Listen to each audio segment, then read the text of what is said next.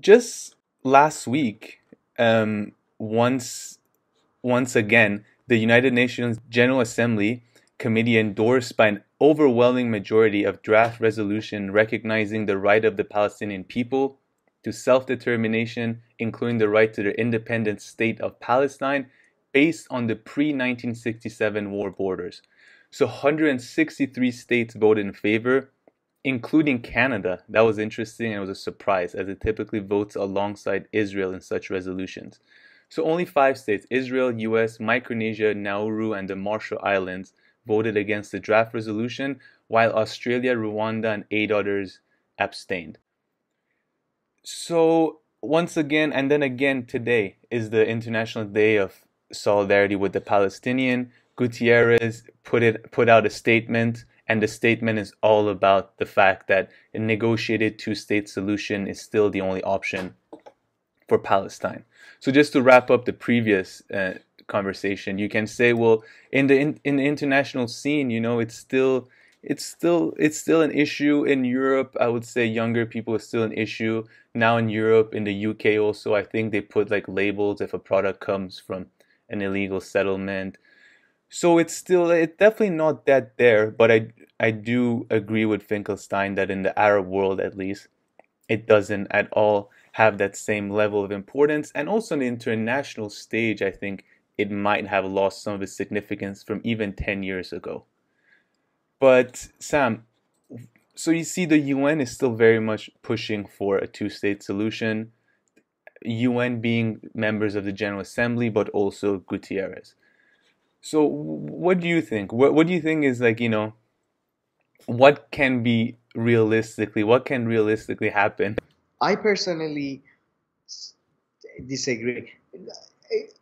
It's not that I disagree that it doesn't have the best chances. It's just the best chances of all of these solutions is extremely low. It's less than maybe five in my view, because no, I don't think two-state solution has any chance of happening now, because I think I mentioned it another time as well. One of my friends, who's a much better expert than I am in this issue, was explaining to me the way that the settlements are built is in a way that doesn't allow West Bank or Gaza to even become geographically uh, independent countries, as in they would be landlocked, no access to sea, no access, blah blah blah. So even geographically, it's almost impossible for them to become a successful state. So no, I don't think two-state solution is a real possibility. I think that what you're saying, that for example you point out to the resolutions passed and all that. I think these are more, to be honest, signs of decreasing influence of UN rather than signs of uh, two-state solution still being viable.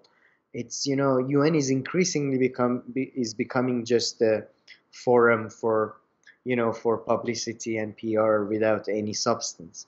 And I think uh, in on this issue, yeah, that's we can see how easily Trump, one of the most incompetent presidents in American history, managed to, with the help of Jared Kushner and Netanyahu, genuinely incompetent, corrupt people, how easily he managed to sideline UN, has his own peace stuff organized with UAE and Bahrain and all that. So I think they're increasingly become irrelevant, and these type of things are signs of that more than any hope for to a state solution or anything else.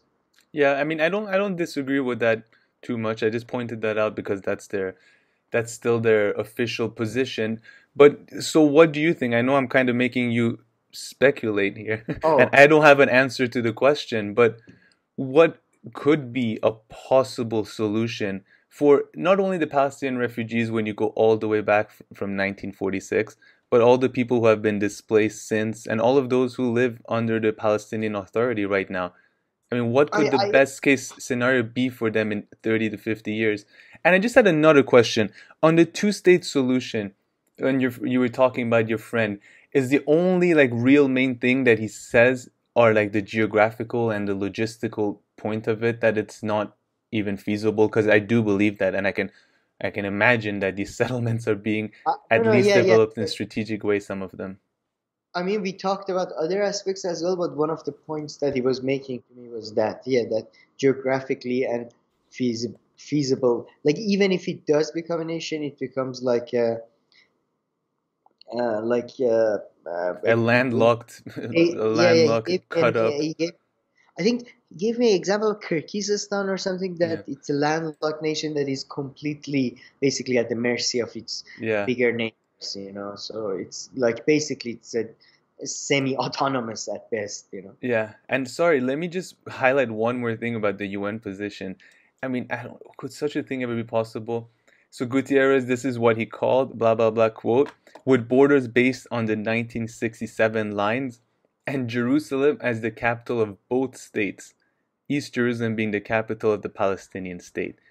I mean, or yeah, I don't know. I mean, what are you gonna go for? But is that anything that could possibly be a shared capital? That sounds, I don't know, I've never heard of that. Oh yeah, that's been the proposal for the No, I longest know time. that, but I mean, anywhere else has there ever been a thing as a shared capital and then I mean, I don't know. I This genuinely this don't. part of the There, two-state yeah. solution I find really funny. I mean, one country that would be extremely powerful and established by then, let's say if a two-state happens, they're gonna share a cap. I mean, but yeah, sorry, I digressed. But yeah, any final thoughts about, what could be a possible solution for Palestinian cause?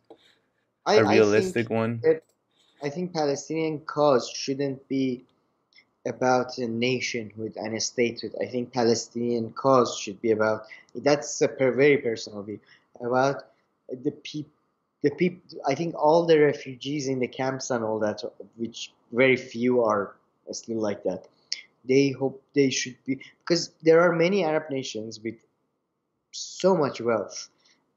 There are cities. There one of the city that Netanyahu and Mohammed bin Salman secretly met at in Saudi Arabia is one of the, I think, cities that is being built quite recently. You know, uh, I think there is more than enough space and money for all these people to be housed in a different in within different Arab nations But what or about people, but what about like the 8 or 9 million Palestinians who are in in West Bank Gaza. and Gaza and in Palestine? Uh, yeah, yeah, and more than enough to create to But with what about invest. them? Do you think they would have to be integrated into an Israeli society or what?